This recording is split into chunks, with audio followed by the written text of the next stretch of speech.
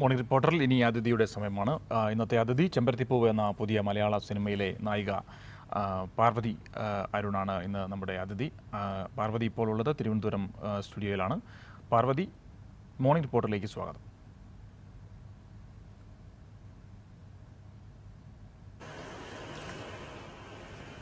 Okay, ചെമ്പരത്തിപ്പൂവ് എന്ന ചിത്രത്തിലേക്ക് കടക്കും മുമ്പ് ഒരു ബിടെക്കുകാരിയായിരുന്ന തിരുവനന്തപുരംകാരി മലയാള സിനിമയിലേക്ക് കടന്നു വന്നത് എങ്ങനെയാണ് എന്ന് പ്രേക്ഷകർക്ക് അറിയാൻ ആഗ്രഹമുണ്ട്. അതിനെക്കുറിച്ച് ആദ്യം തന്നെ ഒന്ന് പറഞ്ഞാൽ.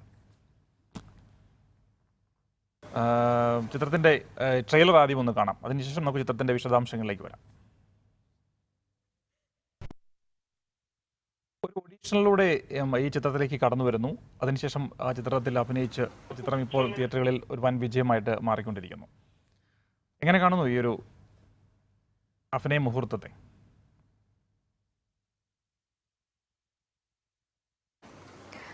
ഒരുപാട് സന്തോഷമുണ്ട്. എന്തായാലും ആദ്യ ചിത്രം പുറത്തിറങ്ങിയതിന്റെ സന്തോഷത്തിലാണെന്നറിയാം. സുഹൃത്തുക്കളുടെയും ഒപ്പം മറ്റു നാട്ടുകാരുടെയും വീട്ടുകാരുടെയും എല്ലാം ഒരു അഭിപ്രായങ്ങളൊക്കെ എങ്ങനെയായിരുന്നു ചിത്രം ഇറങ്ങിയതിനു ശേഷം?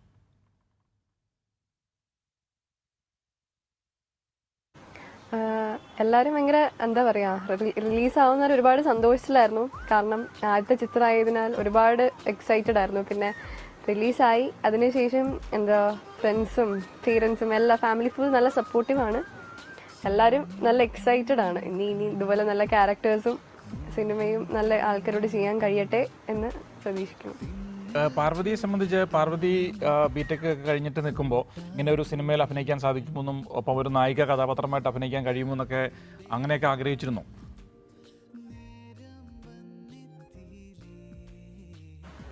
തീർച്ചയായും ചെറുപ്പം മുതലേ സിനിമ എൻ്റെ ഒരു സ്വപ്നമാണ്.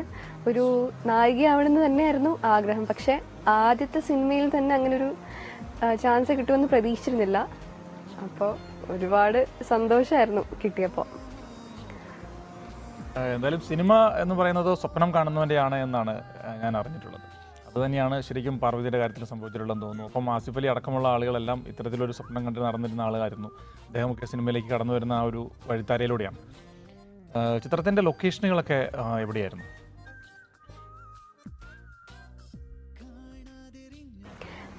ആലപ്പുഴയിലൊരു സുന്ദരമായൊരു ദ്വീപുണ്ട്, നമ്മുടെ പെരുമ്പളം എന്ന് പറയും. അവിടെയായിരുന്നു ഫസ്റ്റ് ഹാഫ് ഷൂട്ട് ചെയ്തത്. പിന്നെ ബാംഗ്ലൂർ ഉണ്ടായിരുന്നു, പിന്നെ കുറച്ച് കന്യാകുമാരി ഉണ്ടായിരുന്നു, പിന്നെ കൊച്ചി അവിടെ കുറച്ച് ഷൂട്ട് ചെയ്തായിരുന്നു. മുമ്പ് സൂചിപ്പിച്ചതുപോലെ ആദ്യമായിട്ട് നമ്മൾ ചിത്രത്തിൽ അഭിനയിക്കാനായിട്ട് വരുമ്പോൾ, സെറ്റിലേക്ക് വരുമ്പോൾ എങ്ങനെയായിരുന്നു? അവിടെയൊക്കെ ഉണ്ടായിരുന്ന മറ്റ് ആളുകളുടെയൊക്കെ എല്ലാവരും നവാഗതരായിരുന്നു. സംവിധായകൻ അടക്കം, അരുൺ വൈഗ അടക്കം എല്ലാവരും നവാഗതരാണെങ്കിൽ തന്നെയും സെറ്റിലൊക്കെ എങ്ങനെയായിരുന്നു?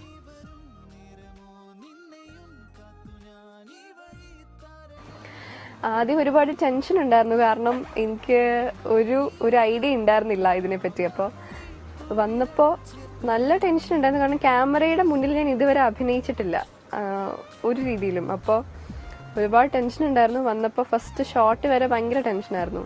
പിന്നെ അരുൺ സാർ ഭയങ്കര സപ്പോർട്ടീവായിരുന്നു. കാരണം ഒരു ഫ്രണ്ടിനെ പോലെ തന്നെ നല്ല സപ്പോർട്ടീവായിരുന്നു. ഫസ്റ്റ് ഷോട്ട് കഴിഞ്ഞപ്പോൾ പിന്നെ എല്ലാവരും നല്ല കംഫർട്ടബിൾ ആൻഡ് ഫ്രണ്ട്ലി ആയിട്ട് എനിക്ക് ഫീൽ ചെയ്തു. അത് ഫസ്റ്റ് ഷോട്ട് വരെ ചെറിയൊരു ടെൻഷൻ ഉണ്ടായിരുന്നു.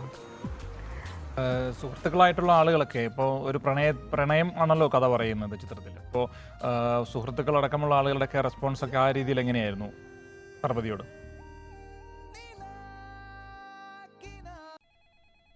ഓക്കെ, എന്തായാലും പാർവതിയുടെ പുതിയ പ്രൊജക്റ്റുകൾ അങ്ങനെ എന്തെങ്കിലുമൊക്കെ ആയിട്ടുണ്ടോ?